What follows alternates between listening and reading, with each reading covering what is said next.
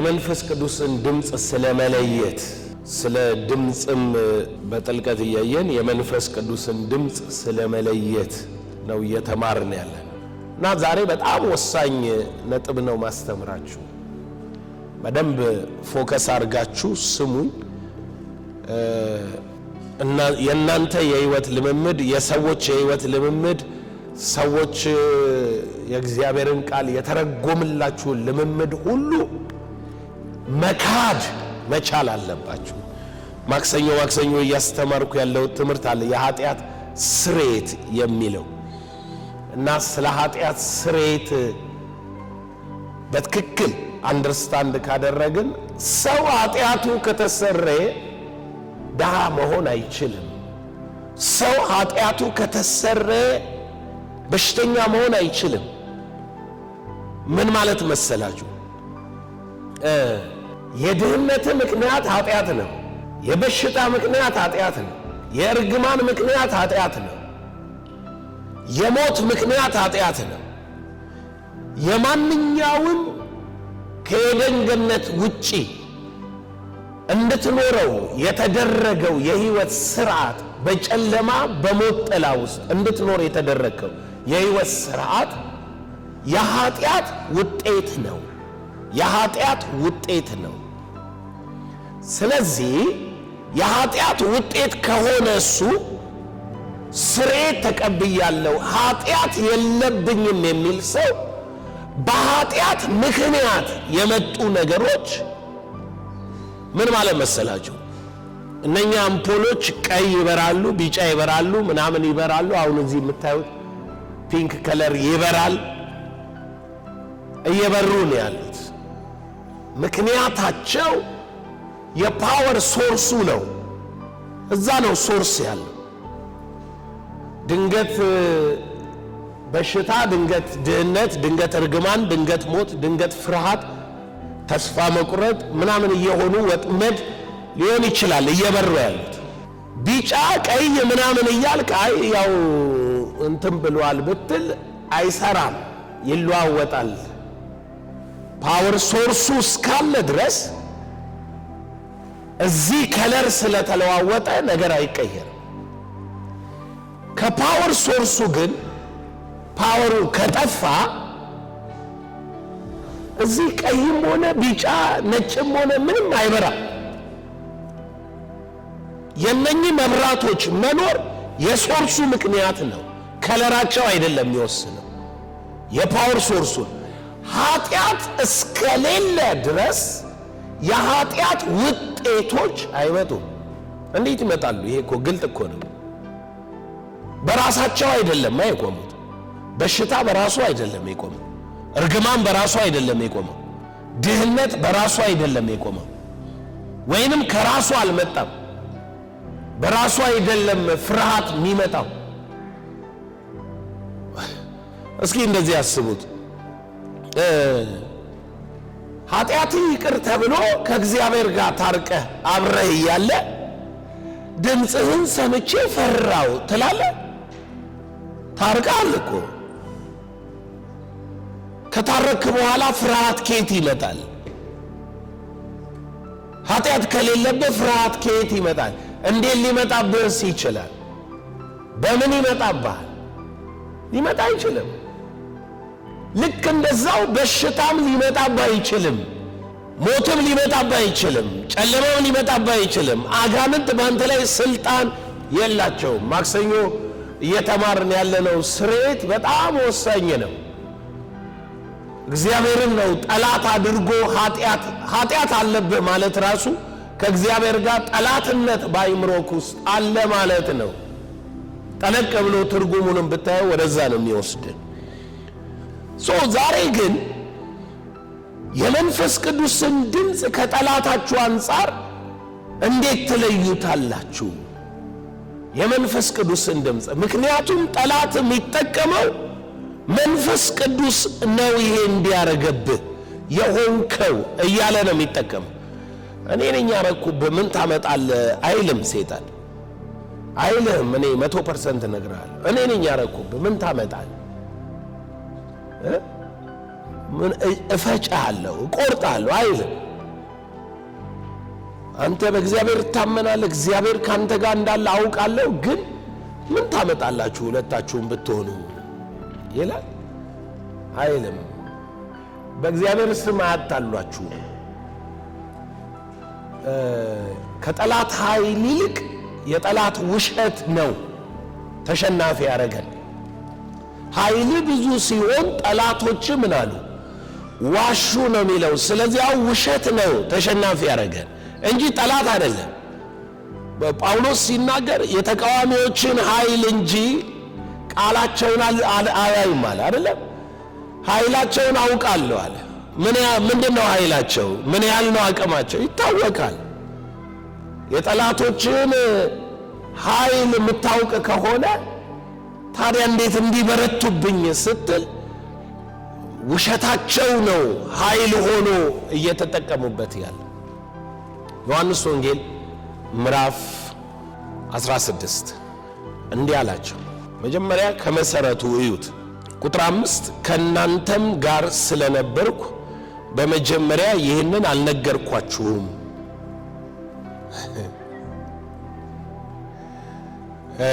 ከዛ በፊት ቁጥር 1 ላንብብላችሁና የጠላታችሁን ካራክተር ላሳያችሁ። ሰውም ይሁን ወይንም ከሳሾቻችሁ ምን ብሎ ጌታ እንደተጠቀመ በጣም የሚገርም ነገር ነው የሚጠቀመው ጌታ። ቁጥር 1 እንዳትሰናከሉ ይህንን ነግሬያችኋለሁ። ምን እንዳትሉ? እንዳትሰናከሉ ይህንን ነግሬያችኋለሁ። ምን እንዳትሉ? ከጎን ላለው ሰው እንዳትሰናከል መጀመሪያውኑ ተነግሮሃል በለ። እንዳትሰናከሉ ይህንን እነግራችኋለሁ። ምን? ከምኵራብ ያወጧችኋል፣ ከዚያም በላይ ደግሞ የሚገድላችሁ ሁሉ እግዚአብሔርን እንደሚያገለግል የሚመስልበት ጊዜ ይመጣል። መሰናክል የሌለብህ እየገደሉ እያጠፉ የሞትን ነገር በላይክ ላይ እያደረጉ ምን የሚመስላቸው? እግዚአብሔርን የሚያገለግሉ የሚመስላቸው ጊዜ ይመጣል። ድንገት ይሄንን አምዱን ብላችሁ ከምኵራብ መውጣት፣ የቤተ ክርስቲያን ስደት ምናምን ልትሉኝ ትችላላችሁ። አይደለም። የሰይጣንም ክስ፣ የጴንጤም ክስ፣ የሐሰተኛም ነቢያት ክስ፣ በዙሪያችሁም ያሉ ሰዎች በሁኔታችሁ ላይ መሰረት አድርገው የሚከሷችሁ ክሶች ወይንም ድምጾች በሙሉ ድምጾች አትችሉም። እግዚአብሔር ነው ይሄን ያረገው፣ የፈለጠ የቆረጠ እንዲያረገ ዳረገ፣ ክፉን ያመጣብህ የፈቀደብህ እንዲያለብህ የሚለው ክስ በሙሉ ማንንም የሚያገለግል የሚመስል ሰው ነው የሚያወራው። እግዚአብሔርን እያገለገለ የሚመስለው ሰው የሚገድላችሁ አንደርስታንድ ታረጋላችሁ። እየገደለ የማን አገልጋይ እንደሆነ ነው ላንተ ራሱን የሚያቀርበው። የእግዚአብሔር አገልጋይ ለሞት የሆነ አገልግሎት እያገለገሉ ወደ ሞት የምትሄድበትን ነገር እያወጁ እየኮነኑ እየረገሙ እየሰደቡ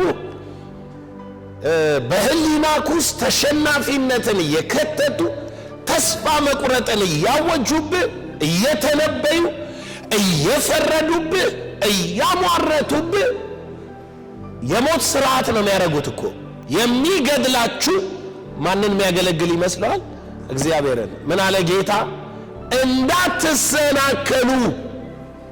እንዳትሰናከሉ ነው ጌታ የሚለው።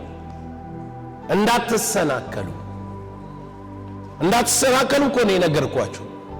የምትሰናከሉት በምንድን ነው?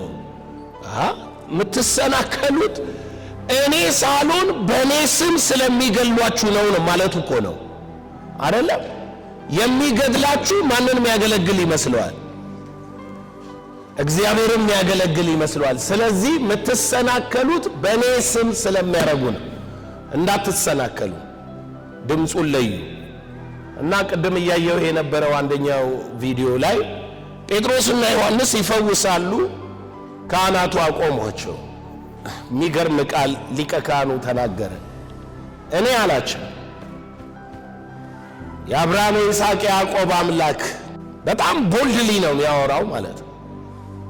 እና ከዚህ በኋላ በዚህ ሰው ስም በኢየሱስ ስም ማለት ነው እንዳትሰብኩ እንዳትፈውሱ አስጠነቅቃችኋለሁ አለ። እና ጴጥሮስ እንዲፈገግ ብሎ አይቶት አንተ ራስህ ፍረድ እስኪ እግዚአብሔርን ወይስ ሰውን እንታዘዛለን? ጴጥሮስ እግዚአብሔርን ባያውቅ ኖሮ ይሄ ሰውዬ ምንድነው ያለው? በአብርሃም በይስሐቅ በያዕቆብ አምላክ ይሄንን መቅደስ ባደረገ ጌታ ብሎ ነው የማለው።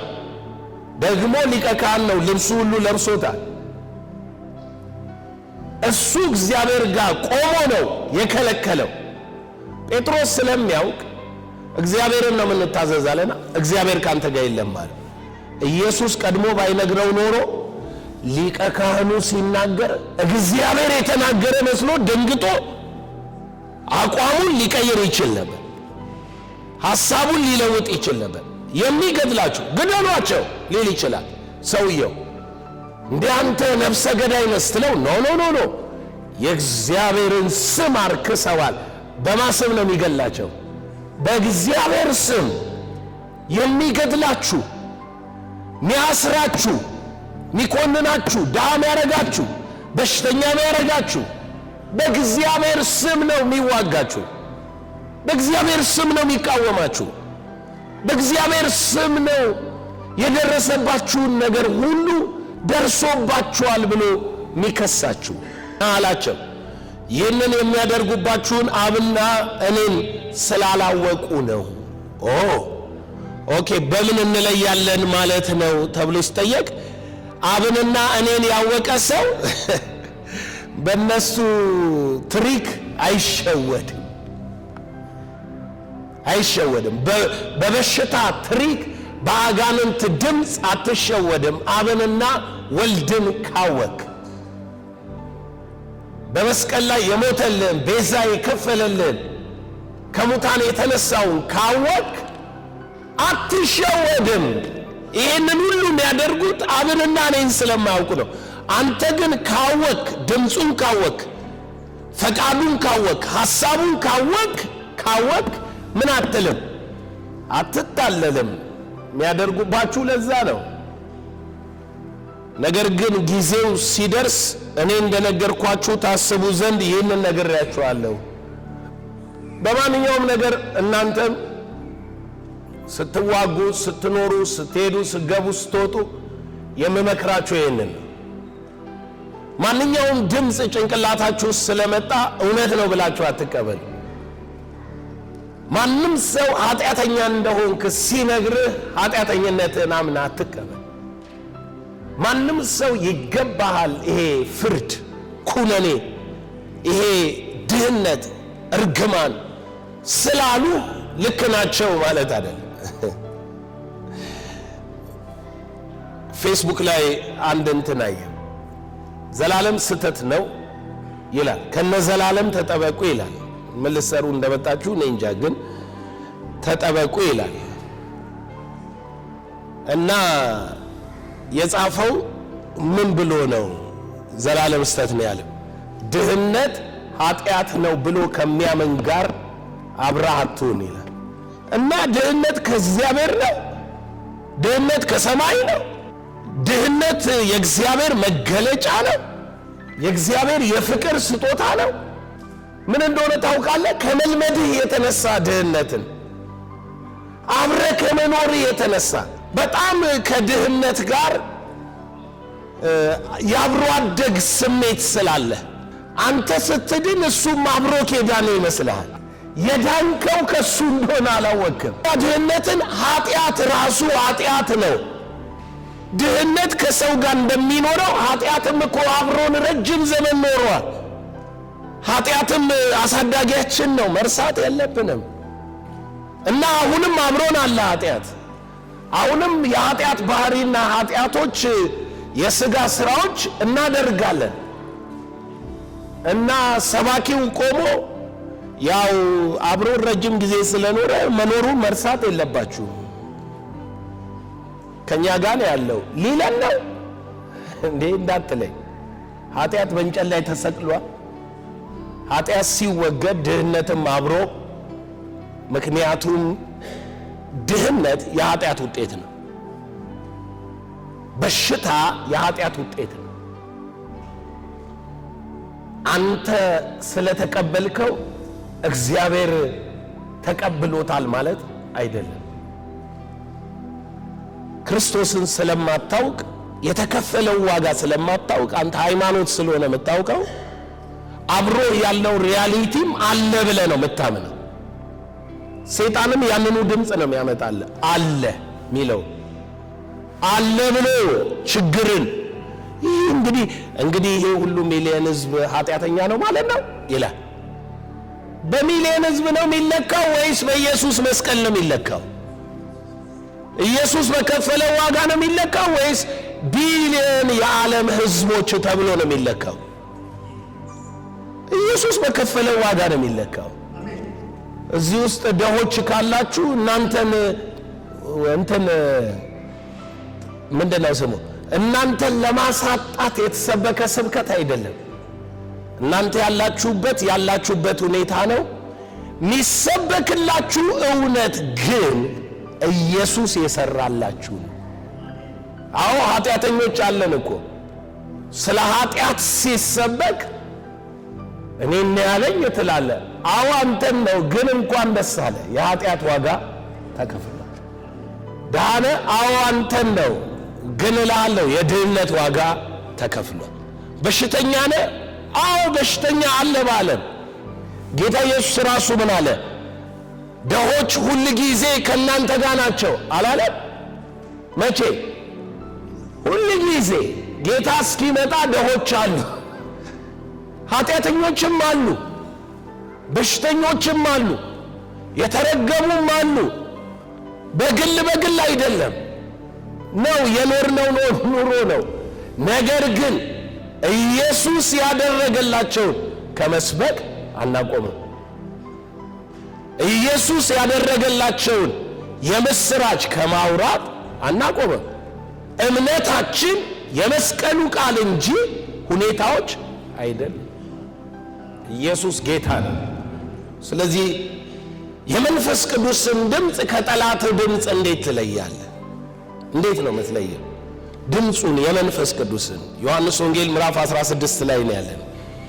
ከእናንተ ጋር ስለነበርኩ በመጀመሪያ ይህንን ነግሬያችኋለሁ። ቁጥር 5 አሁን ግን ወደ ላከኝ እሄዳለሁ፣ ከእናንተም ወዴት ትሄዳለህ ብሎ የሚጠይቀኝ የለም። ወዴት ነው የምትሄደው? ቁጥር 6 ነገር ግን ይህንን ስለነገርኳችሁ ሐዘን በልባችሁ ሞልቷል። በመጀመሪያ እዚህ ቃል ላይ አሁንም እንደገና ሁለተኛ ማሳሰቢያ፣ ቅድም አትሰናከሉ የሚል ማሳሰቢያ ሰጥቼ ነበር አይደል? አሁን ደግሞ ሌላ ማሳሰቢያ ልስጣችሁ። ሁለተኛ ማሳሰቢያ ስሙ ማሳሰቢያው ምን እንደሚል። ነገር ግን ይህንን ስለነገርኳችሁ ሐዘን በልባችሁ ሞልቷል። ምን ስለነገራቸው? እሄዳለሁ ስላለ። ምን ማለት ነው? እሄዳለሁ ስላለ ለምንድነው ሐዘን በልባቸው የሞላው? መልሱ ቀላል ነው። ብቻችንን ትቶን ነው የሚሄደው ሚል ሰይጣን የመጀመሪያ አታኪንግ ፓወሩ ምን እንደሆነ ታውቃለህ? ብቻህን ነው። ትቶሃል፣ ረስቶሃል፣ አይረዳህም፣ አያግዝህም። ትቶሃል ሚለውን ካላመንክ ሰይጣን ኃይል አግኝቶ አንተም ማሸነፍ አይችልም። ለምን? እግዚአብሔር ከኛ ጋር ከሆነ ማን ይቃወመናል? ማን ነው የሚቋቋመን? የመጀመሪያው አታኪንግ ፓወሩ ትቶሃል፣ ጥሎሃል፣ ረስቶሃል፣ ካንተ ጋር አይደለም። ማሳሰቢያ ነው። ሐዘን በልባችሁ ሞልቷል። ለምን? እሄዳለሁ ስላለ። ጌታ ግን ምን አለ? እንዲህ አለ፣ እኔ ግን እውነትን እነግራችኋለሁ፣ እውነቱን እነግራችኋለሁ። ምንድነው የምትነግረን? እኔ እንድሄድ ይሻላችኋል። ጭራሽ ኢየሱስ የሚለው እኔ ብሄድ ነው የሚሻላችሁ። ጌታ ግን እኔ ብሄድ ይሻላል ለምን አለ? ኢየሱስ በምድር እያለ ባለበት ሁኔታ አብሮም ቢሆን ምን የሚሆን ይመስላችኋል? ኢየሩሳሌም ሲመጣ አብረነው መምጣት አለብን። ደብረ ዘይት ሲሄድ አብረነው መሄድ አለብን። የሄደበት ሁሉ አብረነው እየተከተልነው ነው የምንሄደው።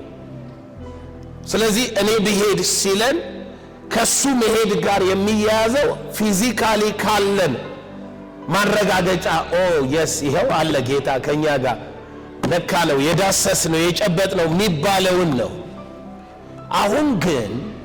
አሁን ግን እኔ ብሄድ ይሻላችኋል ያለው የሚመጣ ስላለ ነው። የሚመጣው ደግሞ እንደምታውቁት በምዕራፍ 14 መሰረት ለዘላለም ከናንተ ጋር እንዲኖር ሌላ አጽናኝ እሰጣችኋል። የሚመጣው ምን የሚል ነው? ለዘላለም ነው ከናንተ ጋር የሚኖረው። ለዘላለም ብቻ አይደለም። ከናንተ ውጪ ሆኖ እሱን እየተከተላችሁ የምትሄዱት አይደለም። ዓለም ሊቀበለው የማይችል ዓለም የማያውቀው የእውነት መንፈስ በመጣ ጊዜ አለና እናንተ ግን ታውቁታላችኋል። ለምን? በውስጣችሁ ይኖራል። በሌላ አማርኛ እኔ እዚህ ስመጣ አለ መንፈስ ቅዱስ፣ እኔ ጨረቃ ላይ ብሄድ አለ መንፈስ ቅዱስ፣ እኔ ባለሁበት ሁሉ አለ። በሌላ አማርኛ እኔና እሱን ልትለያዩን ምን አትችሉም። እኔና መንፈስ ቅዱስን ልትለያዩ አትችሉ። ከኢየሱስ ተልኬ ሄጄ እዚህ እስክመለስ በአካል ጊዜ ሊፈጅ ይችላል። አሁን ግን የሚመጣው አንተ ውስጥ ስለሆነ የሚኖረው አንተ የትም ብትሄድ እዛል። አንተ ባለበት እሳት ውስጥ ገብተህ ቢሆን በዛል። በማዕበል መሃል እየሄድክ ቢሆን አንተ ካለ እሷል። ለምን? በእናንተ ውስጥ ስለሚኖር። ምን ይገባችኋል ማለት ነው? ይሻላችኋል። ለዘላለም የማይለይ ነው። አይተዋችሁም፣ አይጥላችሁም። ሰይጣን አይዋሽባችሁ። ሰይጣን ውሸት አይንገራችሁ። የሰይጣንን ውሸት አትስሙ። ሰይጣን ይሄንን የሚነግራችሁን ውሸት ነው ችግራችሁ አብሯችሁ እንዲቆይ የሚያደርገው።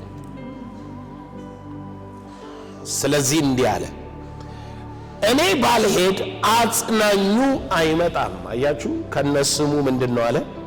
አጽናኝ ነው አለ። ዲሊቨረር፣ ኮምፈርተር። አጽናኝ ብሎ የሚጠራውን ኮምፈርተር ይለዋል። ትንቢተ ኢሳይያስ ላይ ከምዕራፍ 40 ጀምሮ እስከ ምዕራፍ 66 ድረስ የመጽናናት ትንቢት ነው ይባላል።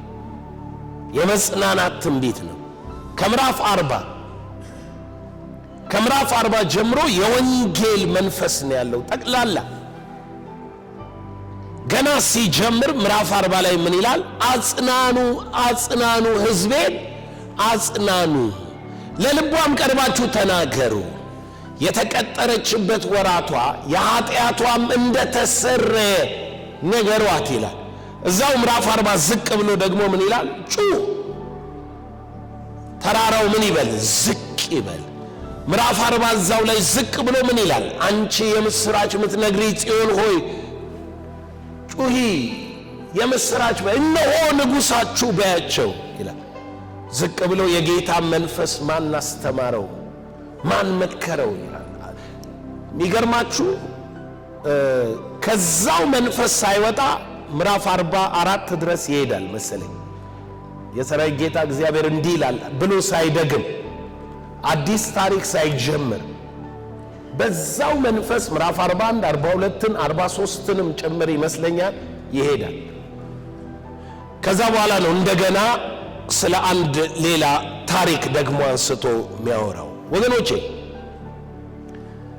መጽናናት የመጣው አጽናኙ ነው። ስለ አጽናኙ 3 ነገሮች በድምፅ ውስጥ ተነግረዋል። የመንፈስ ቅዱስ ድምፅ ውስጥ ለመምከር፣ ለማነጽ፣ ሲጠቀልለው ሁሉ ለማነጽ ይሁን ይላል። ሁሉ ለምንድን ነው? ሁሉ ለማነጽ ይሁን። የመጣበት ዓላማ ያ ስለሆነ ስለዚህ አጽናኙ ነው የሚመጣው። አንድ ጊዜ ምን ሆነ መሰላችሁ?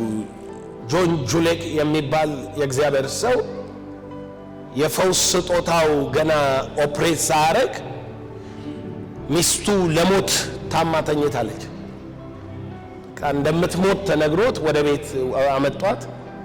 አለቀ ነገር ሁሉ ማለት ነው። እና ጌታ ሆይ ለምን ትገላታለህ? ለምን? ሕፃናት ልጆች አሉ፣ 7 ልጅ ነው ያለው። እና እነኚህን ሁሉ ልጆች ማን ሊያሳድግ? ለምን እያለ ይጠይቃል ይላል። ጌታ ወደ መጽሐፍ ቅዱሱ አሳየው። መጽሐፍ ቅዱሱ አየ። ኮመዲኖ ላይ ቁጭ ብሎ ሄዶ አንስቶ ሲገልጠው ሐዋርያት ሥራ ምዕራፍ 10 ላይ ገለጠው። ያው እንደሱ ብለ መንፈስ ቅዱስ ሳይመራ እንዳታረግ። አንዱ ግልጥ አድርጎ ጌታ ይናገረኝ ድሮ እናረግ ነበር፣ ግን ግልጥ አድርጎ እስኪ ጌታ ዛሬ የሚናገረኝ ሲል ይሁዳም ታንቆ ሞተ ሚል አገኘ።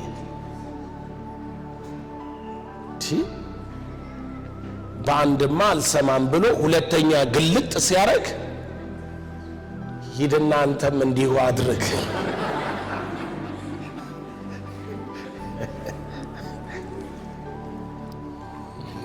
ሰይጣን መጽሐፍ ቅዱስ ሊጠቅስ እንደሚችል ብዙ ሰዎች አያውቁ። ሰይጣን የእግዚአብሔርን ፈቃድ የተፈጸመውን የወንጌል የምስራች አይጠቅስልም እንጂ መጽሐፍ ቅዱስን ይጠቅስልሃል። እግዚአብሔርን ወደ አንተ የሚያቀርብ የእምነት ቃል አይሰብክም እንጂ ለኩነኔ ይሰብካል። ሰይጣን እየሰበከክ መሆኑ የምታውቀው ጥቅሶቹ የኩነኔ ናቸው። ለኩነኔ ይሰብካል። መልአኩን ስላንተ ያዛል ብሎ ቀጥሎ ምንድን ነው የሚለው? እስኪ ራስህን ከዚህ ላይ ወርውር። ቃሉ እውነት ነው። የሚጠቀመው ግን እግዚአብሔርን በኮነኛ ቻሌንጅ ማድረጊያ አትፈታተን ተብሎ ተጽፏል። ወደ እግዚአብሔር የሚያቀርብን ከእሱ ጋር አንድ የሚያደርግን አይነግርም። የእምነትን ቃል አይሰብክልም። በክርስቶስ የተፈጸመልህን እውነት አያስተምርህም። እና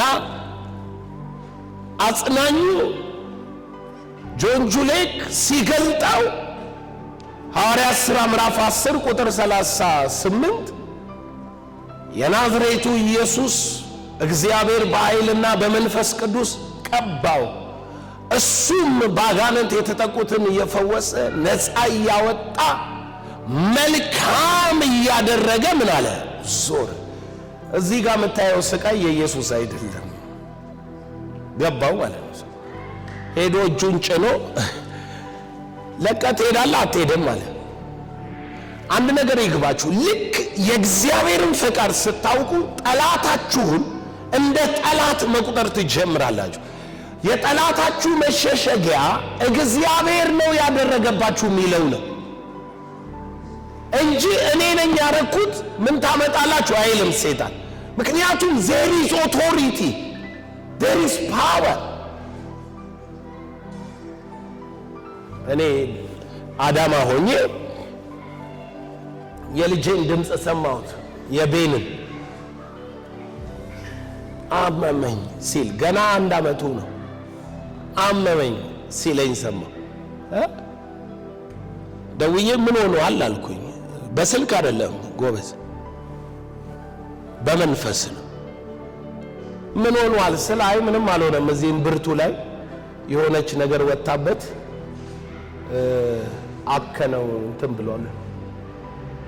ከዛ በንጋታው መጣ። ስመጣ ሳየው አብጧል። እጄን ጫንኩና ሰይጣን በቤን ቀልድ የለም። አንዳንድ ጉዳይ ላይ ቀልድ የለም ማለት አለብህ። በዚህ እንኳን የሆነ ሰይጣን ነው ልቀቅ ሄድ ምናምን ጉሮሮን ነው ማንቀው ነው ወተለው ራስክ ላይ ነው የምቆምብህ። ልቀቅና ሂድ ወገኖቼ። the next day የለም እብጠት የለም ቁስል የለም ምንም የለም። ከዛስ ሰራተኛ የነበረችው እቃዋን በኩርቱ ፌስታል ስብስብ አድርጋ ብላ ከቤት ሄደች። ለምንድን ነው?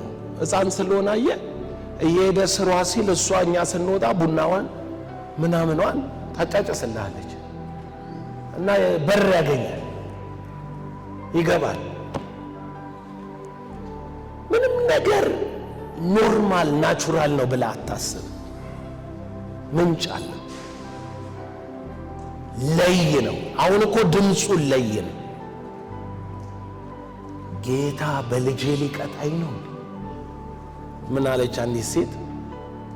ልጅን ሲያምብ ጌታ እንደ አብርሃም በልጄ ሊፈትነኝ ነው እንዳትል፣ አንተ አብርሃም አይደለህ።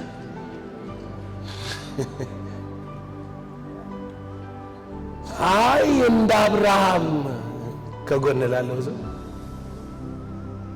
አብርሃም አብርሃም ነው በለ፣ እኔ ግን በለ እኔ አይደለሁ። በእኔና በእግዚአብሔር መሃል በለ ክርስቶስ ነው ያለ። እግዚአብሔር እንደ አብርሃም እኔን መፈተን አይችልም ነው ምላችሁ። እኔን እየፈተነ ማሳመን አይችልም። ለምን? እግዚአብሔር እኔ እንዳምን ክርስቶስን ልኳል እንጂ እንዳምን የሚፈልገው እንደ አብርሃም እምነት አለ የለህም ብሎ እኔን በምንድን ነው የሚፈትነኝ? እኔ ኢየሱስ በከፈለው ዋጋ ነው እኔ የሚፈትነኝ መልሶ። አብርሃም ሊሆን ይችላል፣ ዘላለም ግን ዘላለም አይደለም። ዘላለም አይኖርም። በዘላለም ላይ እምነት የለው። ዘላለም ማንነት አይደለም የሚጠራው። አሁን በስጋ የምኖረው ስለኔ በሞተው ከሙታን በእግዚአብሔር ልጅ ላይ ባለኝ እምነት ነው። እኔ በእምነት ምኖር ሰው ከሆንኩ እኔነቴን አይደለም እምነት አድርጌ አምናለሁ አላምንም፣ ይታዘዘኛል አይታዘዝም ተብዬ አይደለም። እኔ አልኖርም፣ ክርስቶስ በእኔ ይኖራል። ወደዚህ መድረስ አለብን። ካለዛማ በብሉይ ኪዳን እንዳሉ ሰዎች ዛሬ ባልታወቀ ፈቃድ፣ ባልተፈጸመ ፈቃድ እግዚአብሔር ገና ምን እንደሚያደርግ ገና ባልተገለጠ ማንነት ተባብለን ምንሄድ ከሆነ የክርስቶስ ደም መካከለኛነቱ ምን ጥቅም አለ? የእግዚአብሔርን ጸጋ ታጣጥላለህ ማለት ነው። መሆን የለበትም። ስለዚህ አጽናኙ ወደ እናንተ ይመጣል። እኔ ብሄድ ግን እርሱን እልክላችኋለሁ። እርሱ መጥቶ አሁን ወደ መንፈስ ቅዱስ ድምፅ ስንመጣ እርሱ መጥቶ ስለ ኃጢአት፣ ስለ ጽድቅ፣ ስለ ፍርድ ዓለምን ይወቅሳል። እርሱ መጥቶ የሚያጋጥመውን ያደርጋል ብላችሁ አታስቡ። ምሳሌ እንዲሆናችሁ በኢየሱስ ልንገራችሁ። ኢየሱስ ወደ ምድር ሲመጣ የማንን ፈቃድ ሊያደርግ ነው የመጣው? ነው ምድር ላይ የሚያጋጥምህን ነገር እየሄድክ ዲል አርግ ተብሎ ነው የመጣው ወይስ ምሽን ይዞ ነው የመጣው? ምሽን ይዞ ነው የመጣው። አንተ ፈረጥክም ተገለበጥክም ተቃወምከውም ደገፍከውም ከምሽኑ አይወርድምም አይወጣምም። ምሽን ነው ይዞ የመጣው። ተልኮ መልእክት ነው ይዞ የመጣው። የአባቱን ፈቃድ ሊያደርግ ነው የመጣው። የአባቱን ቃል ሊያጸና ነው የመጣው በአባቱ ላይ ባለ መሰረት ነው፣ በሁኔታዎች አይደለም። ኢየሱስ መንገድ ላይ እየሄደ ጴጥሮስ አገኘው እና ጴጥሮስ እንዲህ አለው፣ አይሁንብህ፣ አትሰቀል፣ አትሙት። ኢየሱስ ዞር አለና አንተ ሰይጣን አለው፣ ሂድ ከጀርባዬ አለ፣ እንቅፋት ሆነብኛል። ስሙ ለምን ተብሎ ሲጠየቅ የሰውን እንጂ የእግዚአብሔርን ሐሳብ ምን አትልም። በሌላ አማርኛ ባገኘው ሐሳብ ኢየሱስ አይወሰድም። አትሙት የሚለው እኮ ጥሩ ቃል ነው የሚመስለው። አይሁንብህ ብሎ ገሰጸው ይላል። ጭራሽ እየተቆጣው ማለት ነው። አንዳንድ ጊዜ እየተቆጧችሁ እናንተ ልክ ተው እንዲህ አታርግ፣ እንተ እንዲህ ነው የሚሆነው እንትን ነው ምናምን እያሉክ ሊሆን ይችላል። ማውቀው ነገር የለም መውር ነበር አሁን አያለው። እናንተ እግዚአብሔርን አክብር ብላችሁ ኢየሱስን ካድ መትሉኝም ልሰማችሁ ምን አለኝ አልችልም። አየ እየተቆጣው ሲለው ኢየሱስ ምን አለ? ኖ ይሄ የምታወራው የሰው ሐሳብ ነው፣ የሰው ድምፅ ከሰው ጋር ነው የምታያይዘው። እናንተ በሰው ሐሳብ ነው የተሞላው። አትሙት እንዲህ ኖ በእግዚአብሔር ሐሳብ የኔ ሞት ለብዙዎች ቤዛ ነው። ስለዚህ ይሄ ምሽኔ ነው። ከእግዚአብሔር ሐሳብ ፈቃድ ልታጎለኝ አትችልም ነው የኢየሱስ ውጊያ ጦርነት። ሂድ ብሎ ሲቃወም አያችሁት። አንድ ጊዜ ደግሞ ተሰበሰቡና ዘንባባ ይዘው ሆሳና ሆሳና በቃ ሁሉ ነገር እዛ ጋር የሚያልቅ አስመሰሉት። ኢየሱስ ምሽኑን ምን አይልም አይረሳም። የሰው ልጅ ወደ ኢየሩሳሌም ይገባል፣ አሳልፎ ይሰጡታል፣ ይገደላል፣ በሶስተኛው ቀን ምን ይላል ወደ ኢየሩሳሌም እንሂድ ሲል እኮ ገና ሆሳና ሳይሉ ምሽኑ ይሄ ነው። እንጀራ በሉና ጥግብ ሲሉ ይሄ እንጀራ እንዴት ነው አሉ። 5 እንጀራ 5,000 ሰው አበላ። ልክ ሙሴ በምድረ በዳ እንዳደረገው ነው የሚሆነው። በቃ እንከተለው ብለው ፈልገውት መጡ። ሊያነግሱት ይላል ሊነጥቁት አያቸውና ወደ ተራራ ሄደ። አየህ ከምሽን መልካምም ይሁን ክፉም ይሁን ሊገሉት ፈለጉም ይላል እኮ በምሽን በተልኮ ላይ በመንገድ ላይ የሚመጣ ነገር አለ። አንድ ጊዜ ራሱን ማለት ነው ሆሳና ሆሳና ያሉ ሕፃናቶች እየዘመሩ ሲያስቸግሩት ምን እንዳሉት መጡና እንዲህ አሉት፣ የሚሉትን ትሰማለህ አሉት። ራሱን እኮ ነው ከልክላቸው። ምን ማለታቸው ነው? ሚሉት ነገር ላንተ አይገባም፣ ከእግዚአብሔር ጋር ሊያስጣሉክ ነውና አስቆማቸው። ከእግዚአብሔር ጋር ሊያጣሉክ ነው፣ ከልክላቸው አሉት። እንዲህ ይሉንታ ይዞት ቆይ ስነሳ ትንሣኤ ላይ ታረጉታላችሁ ምናምን አላለ። ከሚጠቡና ከሕፃናት አፍ ለራስ ምስጋናን አዘጋጀ የሚለውን አልሰማችሁም ማለት አላነበባችሁ? ሁኔታ ቃሉን አይቀይረው። ክስተት ቅርብክ ያለ ሰው ሩቅ ያለ ሰው አትሞስፌሩ ማህበረሰቡ የተቀበለው ባህል የአምልኮው ስርዓት ቃሉን የመንፈስ ቅዱስን ድምፅ አይቀይረው። እየሆነ ያለው ነገር ቃሉን አይቀይረው። አንድ ጊዜ ደግሞ ምሽን ላይ እንድታተኩሩ ነው። ጲላጦስ ፊት ቆሞ ቀለል አድርጎ ማለት ነው በሰው ስርዓት ምን አለው? ልፈታ ስልጣን እንዳለኝ ታውቃለህ አለ። ጌታ ፈገግ ብሎ አየውና ከላይ ካልተፈቀደልህ በቀር በኔ ላይ አንዳች የለም። ይሄ የሚሆንብኝ እንኳን ከየት ከተፈቀደ ነው አለ። አንተ አይደለም የምትፈታኝም የምታስረኝም የምትይዘኝም። እሴ ምሽን ውጊያማ ቢሆን ሰራዊት አሰልፌ ዋጋ ነበር፣ ግን ስለተሸነፍኩ አይደለም የተያዙ መጽሐፍ እንዲፈጸም ነው የተያዝኩት። አሁን ሞተው መጽሐፍ እንዲፈጸም ነው። መጽሐፍ ላይ ያለ እውነት የእግዚአብሔር ድምፅ የእግዚአብሔር ቃል እንዲፈጸም ነው። ይሄ ነው ሚሽን። ሁኔታው ሲገባ አይቀየርም ማለት ነው። የመንፈስ ቅዱስንም ድምፅ እንድታስተውሉ ስለምፈልግ ነው ይሄን የምነግራችሁ። አይምሯችሁ ውስጥ ሚጮ ነገር እንዳለ ስለማውቅ የእግዚአብሔር ድምፅ ነኝ እያለ ነው ግን ሚጮኸው። ስሙኝ፣ እርሱ መጥቶ ሲል ከሰማይ ሚሽን ይዞ ነው የመጣው። ልክ ኢየሱስ በሁኔታ እንዳልተለዋወጠ ሚሽኑን እንደፈጸመ አሁንም ከሰማይ የሚወርደው መንፈስ ቅዱስ ከዚህ ነገር ውጪ ድምፅ ሊኖረው አይችልም። መንገድ ላይ ላጋጠመኝ ጉዳይ መልሴ ይህች ናት፣ ድምፄ አይልም መንፈስ ቅዱስ። 3 መሰረታዊ ድምጾች አሉት ይላል። እርሱም መጥቶ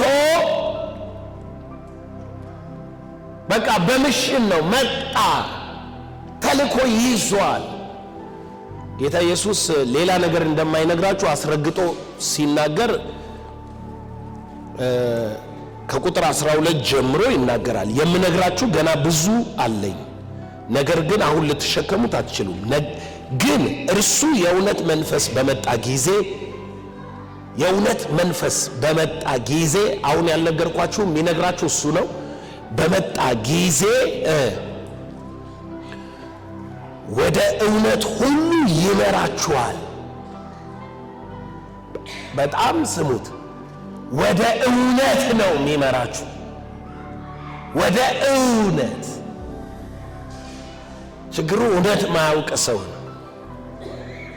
እውነት ማያውቅ ሰው ወደ እውነት ይመራሃል ተብሎ ሲነገረው መንፈስ ቅዱስ የሚነግር እውነት ነው። ለምሳሌ ኃጢአተኛ እንደሆንክ የኩነኔ ድምፅ ጭንቅላትህ ውስጥ ይጮሃል። ኃጢአተኛ ነህ ይደጋገማል። ድምፅ አለ፣ ሚጮህ ነገር አለ ጭንቅላትህ ውስጥ። ከዛስ ውሸት ነው እውነት ነው። ለማ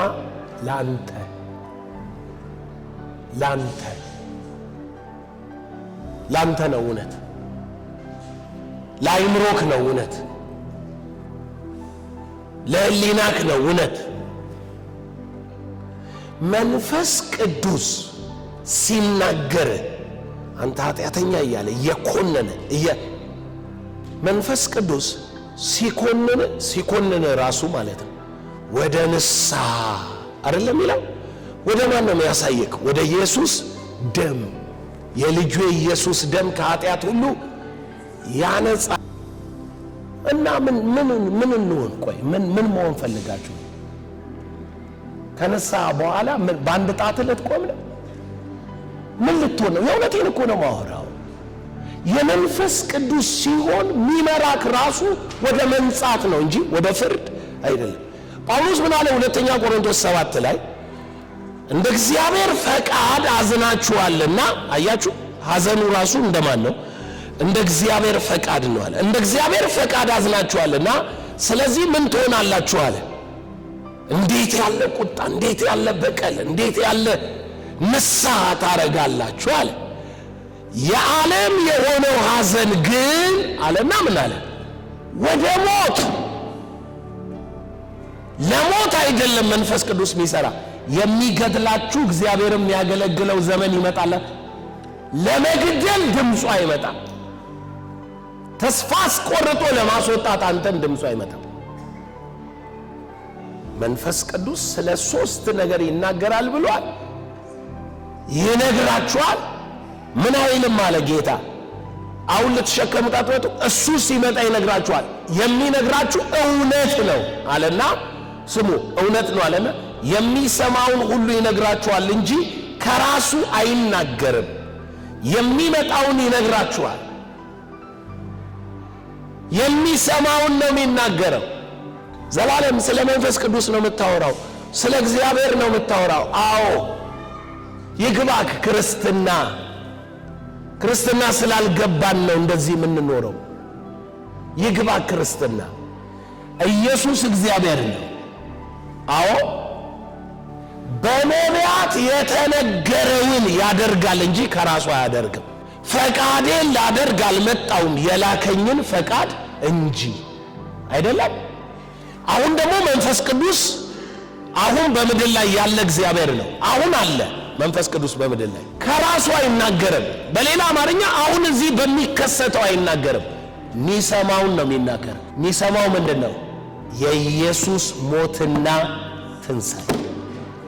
ሌላ ድምፅ ሊሰማ መንፈስ ቅዱስ ምን አይልም? አይችልም። ይሄንን እመን። በቃ አይችልም በሚለው ነው መውሰድ ያለብን። ኢየሱስ ካወላለዱ እስከ መስቀሉ እስከ አብ ቀኝ እግዚአብሔር በነቢያት የተናገረውን ከሆነ ያደረገው፣ መንፈስ ቅዱስም ኢየሱስ ያደረገውን ብቻ ነው ላንተ ሊነግርህ የሚችል። እውነት እሱ ነው። እውነት አሁን ያሉ ሪያሊቲዎች አይደሉም። እውነት የመስቀሉ ቃል ነው። እውነት የኢየሱስ ክርስቶስ የቤዛነት ሥራ ነው። አይቀየርም። በአብ በነቢያት የተነገረው ትንቢት ነው። እውነት ያንኑ ድምፅ ነው። አሁን ከራሱ አይናገርም። ሚሰማውን ነው የሚናገር። የሚናገረው የሱን ነው፣ ክርስቶስ ያደረገልህን። እስኪ እነኚህን 3 ነገሮች እንያቸው። መንፈስ ቅዱስ የሚናገረው አንድ፣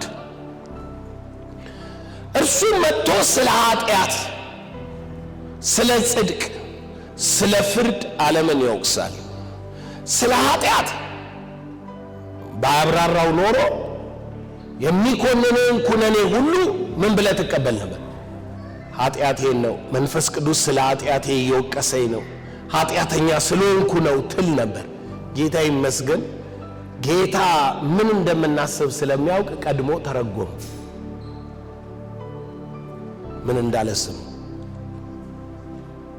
ስለ ኃጢአት በእኔ ስለማያምኑ ነው። ከጎን ላለው ሰው ኃጢአት አለማመን ነው ማለት። የሥጋ ሥራ ሰርተ ኃጢአት አይደለም ብትለኝ፣ አይ ኃጢአት ነው፣ ግን ለምን ስላላመንክ ነው የሰራ። ከሱ ጋር ምን ማለት መሞትህ እንጂ በራስህ ጽድቅ የምትሰራው የምትሆነው ነገር የለህም እኮ። በአንድ ሳይድ ስታስቡት በሌላኛውም ሳይድ ማሰብ አለባቸው። የሥጋ ሥራ የሰራውት ለምንድን ነው ብለህ ብትጠይቅ፣ ባለማመንህ ምክንያት ነው። በእምነት በሕይወት የሚኖር ሰው በሥጋ ምን አይልም? አይመላለስም። በእምነት በሕይወት የሚኖር ሰው በመንፈስ ነው የሚመላለሰው። በክርስቶስ ኢየሱስ ላሉ ኩነኔ የለባቸውም። እንደ ሥጋ ፈቃድ ሳይሆን እንደ መንፈስ ፈቃድ ምን የሚሉ ምን አለ? የሥጋ ሥራ የተገለጠ ነው ብሎ የሥጋ ሥራን አወራና የመንፈስ ፍሬም ብሎ ፍቅር ምናምን ይሄን የሚከለክል ሕግ የለም። በመንፈስ የምትመላለስ ከሆነ የመንፈስ ምንድን ነው የሚታይበት? ፍሬ። እሱን የሚቃወም ሕግ የለም። ስለዚህ አሁን በመንፈስ በመመላለስም ነው ከሥጋ ሥራ የምትወጣው። በመንፈስ ተመላለሱ፣ የሥጋን ምኞት ከቶ አትፈጽሙ። ስለዚህ በመንፈስ ለመመላለስ በድምፁ ተመሩ። በማ ድምፅ? በመንፈስ ቅዱስ ድምፅ። የመንፈስ ቅዱስን ድምፅ ተከትላችሁ ግቡ፣ ውጡ። ነገራችሁ በድምፁ ላይ ይመስረት። የመጀመሪያው ስለ ኃጢአት ሲል ስለ አለማመን። ይሄ አለማመን የትኛው? የተከፈለው አየ አማኞች አሉ። አማኝ ምን ብሎ ነው የሚያምነው? ስለ ጽድቅ አለና ወደ አብ ስለሚሄድ ነው። እናንተ አማኞች ምን ብላችሁ ነው የምታምኑት? አሁን ስለኔ በአብ ፊት አለ፣ ከሙታን ተነስቶ ሄዷል፣ እምነትህ ራሱ አለ ነው፣ ወደ አብ ሄዷል ነው። መንፈስ ቅዱስም የሚነግር ድምፅ ኢየሱስ ስላንተ ወደ አብ መሄዱንና በሰማያዊ ስፍራ መቀመጡን ነው ዲክሌር የሚያደርግልህ። አንተን ክፉነትን ጥሩነትን አይነግርህም። አንተ በእርሱ ሆነ ከእሱ ጋር እንደተነሳ በሰማይ እንደተቀመጥክ ይነግራል። እንደ ዳንክ ይነግራል። እንደ ተፈወስክ ይነግራል። የትንሣኤውን ኃይል ይነግራል። ጽድቅ እሱ ነው። ከጎን ላለው ሰው ስለ ጽድቅ ድምፅ ከሰማህ በለው፣ ስላንተ ጉብዝና በለው፣ ስላንተ ስንፍና አይነግርህም። አንተን ሆኖ በአብ ቀኝ ስላለው በእርሱ ሆነህ ስለሆንከው ስለሱ ነው ጽድቅ ተብሎ መሰማው። ለምሳሌ በለው ስለ መታመም ስላለ መታመም አይነግርህም በለው። በእርሱ ቁስል ግን ስለ መፈወስ ይነግርሃል።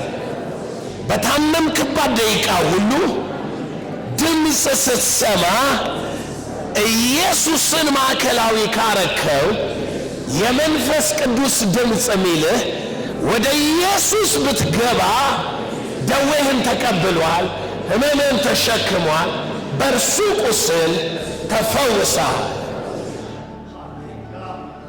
ማለት የሚነግርህን ድምፁን ማወቅና መቻል አለብህ። ማመን፣ መለየት። ስላመመህ ዋጋዬን እያገኘው ነው። የተላለፍኳትን የሰራዋትን ኃጢአት አሁን እዚህ ጋር ጠቅጠቅ እያረገኝ ነው እና በቃ ጠቅጠቅ የሚያረገኝ ምንድን ነው ተብሎ ሲጠየቅ ያው ሰሞኑን የነበረኝ አንዳንድ ችግሮች ጌታ ሊገስጸኝ ሊያስተምረኝ መንፈስ ቅዱስ ሊቆነጠጠኝ ምናምን ብሎ ነው ጠቅ ጠቅ የሚያረገኝ።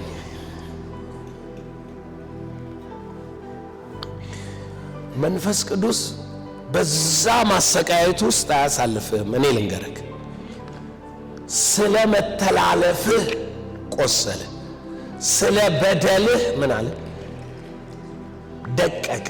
ስለ መተላለፍህ ስለ በደልህ ነው እና መንፈስ ቅዱስ ወደ ኢየሱስ ነው የሚጠቁምህ። ንስሐ ግባ ይልሃል። አዎ ዋጋን ታገኛታለህ አይደለም የሚለው ኢየሱስን ነው የሚያሳይክ። ምን እንድትል እንድታመን፣ እርሱ ጽድቄ ነው። this is my right። እስኪ ይህንን በሉ። ፈውስ የልጆች ምግብ ነው። እኔ እግዚአብሔር ልጅ ነኝ። ራይቴ መፈወስ ነው። ምንድነው ራይትክ? መፈወስ። ሌላ ራይት የለውም። ራይት መፈወስ ነው። መንፈስ ቅዱስ የሚያመጣልህ ድምፅ ኢየሱስ ከሆነ እስኪ ያው ፈውሴን መቀበል አልችልም ዘሌ ያው እንደምታውቀው ተላልፌያለሁ በድያለሁ ምትሉ ሰዎች አላችሁ። ፈውሴን መቀበል አልችልም ያው ዋጋዬን ያገኘዋል ምትሉ አላችሁ። በእናንተና በበደላችሁ በኃጢአታችሁና በእናንተና በእግዚአብሔር ወይንም በበሽታችሁ መሃል ማንም ስለሌለ ያደረካትን ዋጋን ትቀበላታል። እናንተና በችግራችሁም ይሁን በኃጢአታችሁ በእግዚአብሔርም መሃል ኢየሱስ ካለ ስለ መተላለፌ ስለሚል አልፈወስም ልትል ምትችልበት ግራውንድ የለም። ስለ መተላለፍ ቆስሏል። ስለ በደሌ ስለሚል ስለ በደል ደቋል። በደሌ ነው እንዳትል ተከፍሏል። መተላለፌ ነው እንዳትል ተከፍሏል። ስለዚህ የምትሰማው ድምፅ የመንፈስ ቅዱስ አይደለም። ኢየሱስን ይኸውልህ ራይቴ በምትለው ጉዳይ ሁሉ ላይ አንተም ብርታታ አይደለም ራይት ያሰኘ ኢየሱስ ነው መካከለኛው። ኢየሱስ መካከለኛ ባልሆነበት ሁሉ የመንፈስ ቅዱስ ድምፅ የሚያጸድቅ እግዚአብሔር ነው ባለበት ሮሜ 8 ላይ ነው ቁጥር 32 ላይ የሚያጸድቅ እግዚአብሔር ነው የሚኮንን ማን ነው አለና ማን ይኮንናል? አየህ የሚያጸድቅህ እግዚአብሔር ጽድቅህ ብሎ የጠራው ምን ያለልህን ነው? የሞተልህን የተነሳልህን በአብ ቀኝ የተቀመጠልህን የሚታየልህ ሊቀ ካህንህን ንጉሥህን ነው። ያ ነው የጽድቅ መሰረት። ደግሞ ጽድቅ በእግዚአብሔር ዘንድ ነው እንጂ በሰዎች ማረጋገጫ አይደለም። ስለዚህ ማስተዋል ካለብን ምንድነው የምንረዳው? የመንፈስ ቅዱስ ድምፅ ስለ ኃጢአተኞች ድምፁ የሚለው እናንተ ኃጢአተኞች እናንተ ምን ኩነኔ አይደለም፣ ስለ አለማመናቸው ነው። ካመኑስ ወደ እርሱ ነው የሚጠቁማቸው፣ ወደ ራሳቸውም አይደለም፣ ወደ እርሱ ነው የሚጠቁማቸው፣ ወደ ኢየሱስ። ከራሱ አይናገርማ። ሊነግርህ የመጣው እሱ የሰራልህን ነው። ሊነግርህ የመጣው እሱ የከፈለልህን። ወንጌል እንደዚህ ነው እውነቱ። ሶስተኛዋ ቃል ናት ጠላትህ። ስለ ፍርድም አለ ኢየሱስ የዚህ ዓለም ገዢ ስለተፈረደበት ነው። በሁለት መንገድ እዩት ይሄንን። አንደኛው እግዚአብሔር በቀጥታ ጠላታችሁ ላይ ፈርዶበታል። በምንም ሁኔታ ሊያሸንፋችሁ ሲንጠራራ አናቱን በሉት። ለምን? ኦልሬዲ ተፈርዶብሃል ነው የምትሉት። ፈርዶበታል። ጠላታችሁ ተሸንፏል። መፈረድ ምን እንደሆነ ልንገራችሁ። እናንተ ሰይጣንን ከሳሽ በሚለው ስም ነው የምታውቁት። እንደ ተፈረደበት ገና አላወቃችሁ። ከሳሽ በሚለው ነው የምታውቁት። የፍርድ ቀን እንደሚጠብቅ ነው የምታስቡት። እኛ አሁን ተከሳሽ ነህ እንጂ አልተፈረደብህም። ይሄ የምታየውም ሰው በፍርድ ውስጥ ይኖራል እንጂ ኮምፕሊትሊ አልተፈረደበትም። ለምን? ንስሐ ከገባ ይድናል አይደለም? ስለዚህ አለማመኑ ነው ኃጢአት ውስጥ እያኖረው ያለው፣ በጨለማ እያመላለሰው ያለው አለማመኑ። ባመነበት ሰዓት በእግዚአብሔር ልጅ ያላመነ መቼ ተፈርዶበታል? ባለማመኑ ነው በፍርድ ውስጥ የሚኖረው እንጂ ስለተፈረደበት አይደለም። ነገር ግን ሰይጣንን አስመልክቶ ፍርድ አልቋል። ንስሐ አይገባም። ሰይጣን ስልጣኑ ተገፏል። የሰይጣንን የአጋንንትን መንግስት የጨለማ መንግስት አስመልክቶ ለሰይጣንና ለመላእክቱ ወደ ተዘጋጀላቸው ከኔ ምን በሉ ነው ያለ፣ ሂዱ። ለነሱ ነው የተዘጋጀው። እስከ ፍርድ ቀን ድረስ በጨለማ ሰንሰለት እንዲታሰሩ አሳልፎ ምን አለ ሰጣቸው። እስከ ፍርድ ቀን ፍርዳቸውን እየጠበቁ ነው እንጂ ኦልሬዲ they are judged። ይገባቸዋል የምለው እኛ የወንድሞች ከሳሽ ተብሎ ሲነገረን ገና ያላለቀ የፍርድ ቤት ክስ ውስጥ እንዳለ ሰው አንዳንድ ፍርድ 7 ዓመት ይፈጃል። አንዳንድ ፍርድ 10 ዓመትም ይፈጃል። ሰይጣን ያላለቀ ኬዝ ይመስልሃል? መጽሐፍ ከሳሽ ብሎ የሚጠራውን እንኳን ከሳሽ ብለ ጉዳይክን የምትከራከርበት አያደርገው።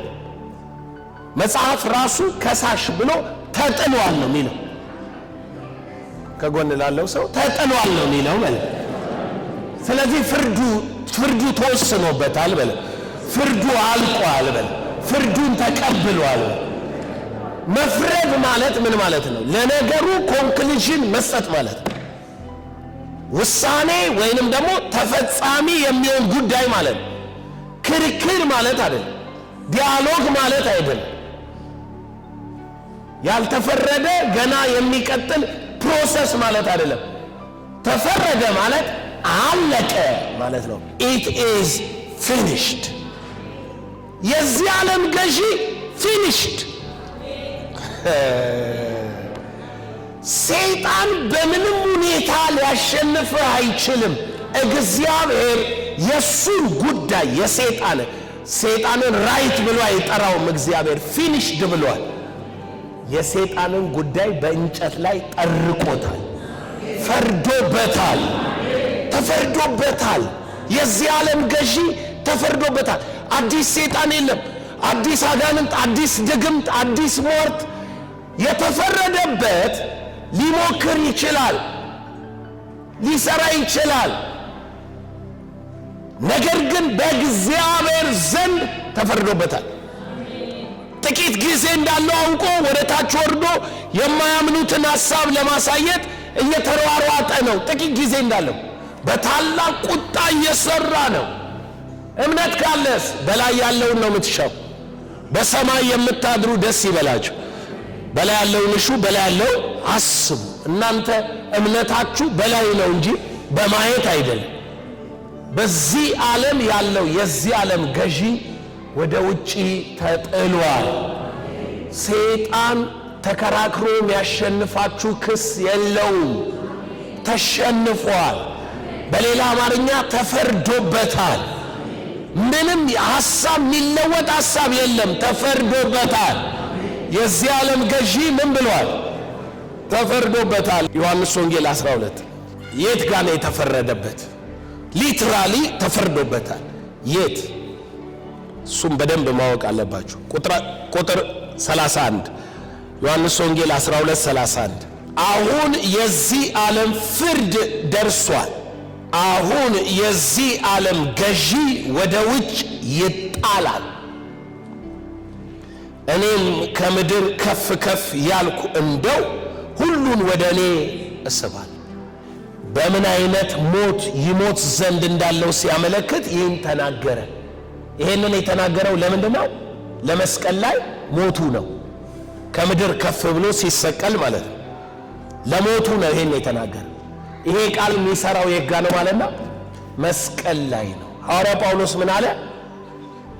አለቆችን፣ ስልጣናትን አይደል የዕዳ ጽፈትን በእንጨት ጠርቆ ከመንገድ ምን አለ? ስለዚህ ተወግደዋል፣ ተፈርዶባቸዋል። የት? የዚህ ዓለም ገዢ አሁን ይፈረድበታል፣ ወደ ውጪ ይጣላል።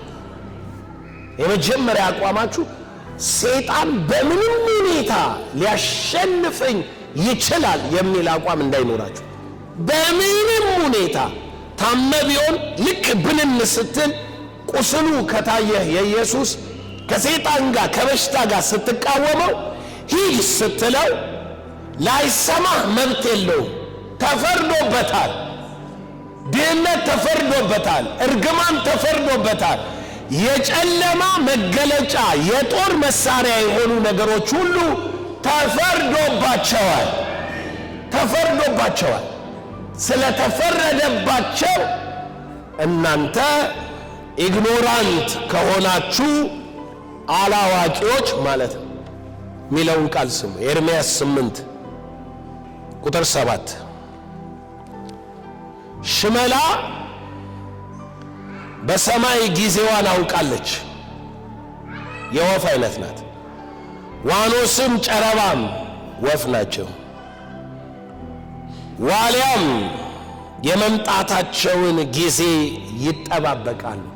ምኑን ማለት ነው? ታይም፣ ሲዝን፣ ወቅቱን። ወፎች ሲዝናል ናቸው ታውቃላችሁ። አጉር ያቋርጣሉ፣ ባህር ያቋርጣሉ።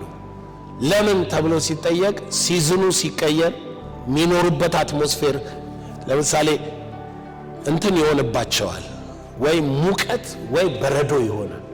በበረዶ አይኖሩም፣ አይችሉም። ባህሩ ራሱ በረዶ ይሆናል። ስለዚህ የሚበሉን ነገር የለም። አቋርጠው ወደ አፍሪካ ይመጣሉ። አፍሪካ ደግሞ ክረምት ሆኖ ዝናብ ሲሆን እዛ ሰመር ይሆናል። አቋርጠው እዛ ይሄዳሉ። ምን ማለት ነው? ሲዝኑ እንዳይጎዳቸው ሲዝኑን ስለሚያውቁ መልካም ወደ ሆነው ሲዝን ነው የሚሄዱት። ይሄ ተፈጥሮ ነው። እግዚአብሔር እየጠየቀ ያለው ምን እንደሆነ ታውቃላችሁ? እግዚአብሔር እየጠየቀ ያለው ሕዝቤ ግን አለ እግዚአብሔር የእግዚአብሔርን ፍርድ አላወቁም። ሕዝቡ ያላወቀው ምንድነው? ፍርድ ነው። ሕዝቤ ግን የእግዚአብሔርን ፍርድ አላወቁም። በሌላ አማርኛ ሰይጣንን ትሪት እያደረግነው ያለነው በተሳሳተ መልክ ነው።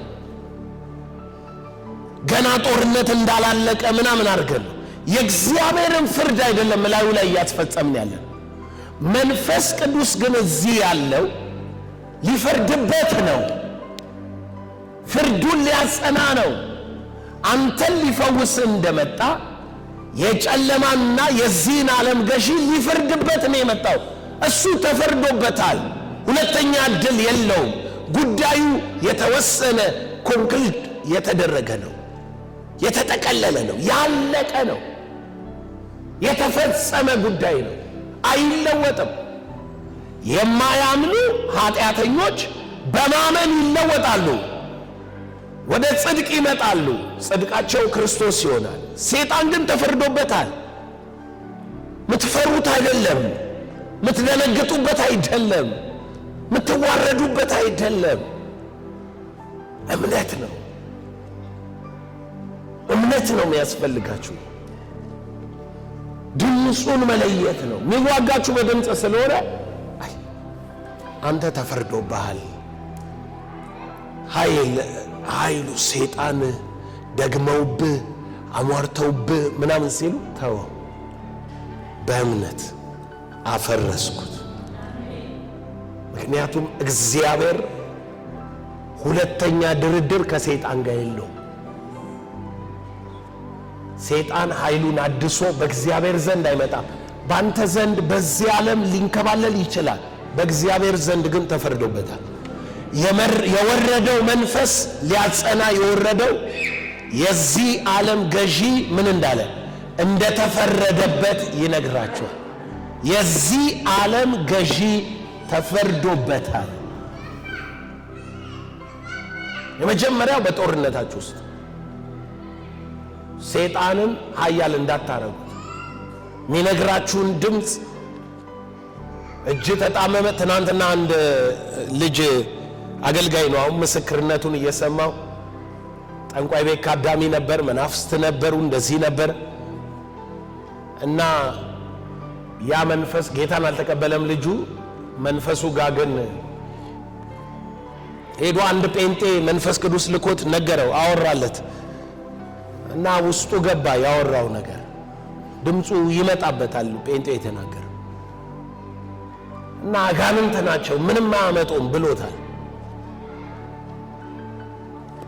እና እየካደመ ማለት ነው ድምፁ መጣበት። አጋንንት ናቸው፣ ይሄ መንፈስ አጋንንት ነው እንዴ ሲለው መንፈሱ እንደ እንትን በጠረባ መታው። ልጁ ገና በጌታ አይደለማ፣ በጠረባ መታኛለና ከዚህ በታች ፓራላይዝ ሆንኩኛል። በቃ እግሬ አይንቀሳቀስም፣ ምን አይልም። ከዛ ተንፏቅቄ አልጋ ላይ ስተኛ አለ። እያየሁት መጥቶ አለ አነቀኛል፣ ሊገለኝ በልቤ ውስጥ አለ። በልቤ ውስጥ የጴንጤዎች አምላክ በእውነት ልጁ እንዳለው አዳኝ ነህ ብያለ ከጥያቄ ጋር ነው አለ ስላለ አይኔ ተከፍቶ ግርግዳ የለ ምን የለ ብርሃን ነጭ ልብስ የለበሰ መጥቶ አለ ያ ያነቀኝ ድው ሲያረገው አለ እዛማዶ ሄዶ ሲንፈራገጥ ነፃ ወጣው። እግሬ ለቀቀኝ። ይኸውልህ ድምፁን ካሸነፍክ፣ ድምፁን አሸንፈ በዚህ ድምፅ በሆሊ ስፒሪት ድምፅ እምነት ከያዝክ ኢንስታንት ነገርህን ይለውጠዋል። እንደ እንትን አይደለም የሆነው የሆነ ግራጁዋል ፕሮሰስ ቆያይቼ ባርካለሁ አይደለም። ዛሬ ለሚያምን ሰው እምነቱ ጽድቅ ሆኖ እምነትህ ጽድቅ ሆኖ በአፊት አሁን ይታየላል። ኃይል ይወርድልሃል። ይሄ የጽድቅህ ኃይል ያለቀ ነው፣ የተፈጸመ ነው፣ የሆነ ነው። ገናም ይሆን አይደለም። አንተ ሁኔታህ ታይቶ ሚል አይደለም። ካመንክ ጽድቅ ሆኖ ይቆጠርልሃል። ከክርስቶስ ማንነት ትካፈላለህ፣ ትቀበላለህ። ይፈውስሃል፣ ያድንሃል፣ በር ይከፍትልሃል፣ ይባርካል። አንድ ነገር እርግጠኛ ሁን፣ ስርየት በሕይወት ላይ ይሆናል። ኃጢአት ይሰረያል። ለዚህ ነው ማክሰኞ ናና ተማር። ኃጢአት ይሰረያል። ኃጢአት ከተሰረ 38 ዓመት የተኛ ሰው ተነሳ ትባላል። ቆይ አንዴ ውሃው ይናወጥ አይባልም፣ ተነሳ ነው። ሽባው ሰውዬ ጓደኞች አምጥተው ያወረዱ፣ ተነሳና ተመላለስ አልጋን ይዘድ። ኢንስታንት ነው። 18 ዓመት የጎበጠች ሴትዮ ኢንስታንት ነው። ሰይጣን አሰራት፣ ዛሬ ልትፈታ ይገባታል። ሆዶ የተነፋ ሰውዬ በጉድጓድ ቢወድቅ ማያወጣ ማን ነው? ናውጣና ያስተነፍሳል። ኢየሱስ ጌታ